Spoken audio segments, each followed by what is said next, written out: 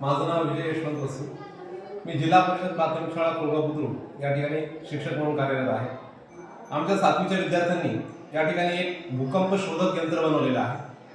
आपल्या सर्वांनाच माहीत आहे की निसर्गामध्ये विविध प्रकारच्या नैसर्गिक आपत्ती येत असतात.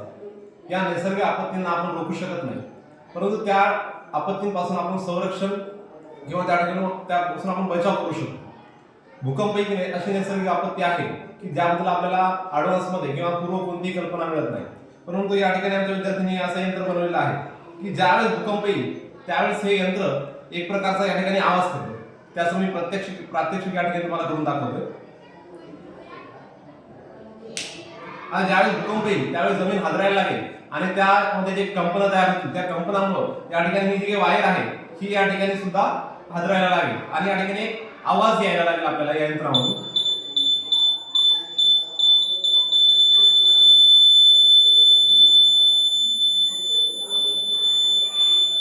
अशा प्रकारचा आवाज आला तर आपल्याला कळून जाईल की भूकंप आलेला आहे.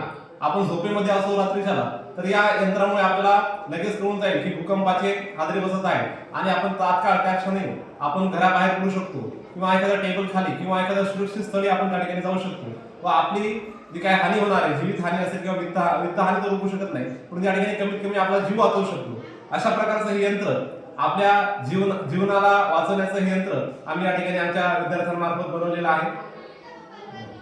धन्यवाद.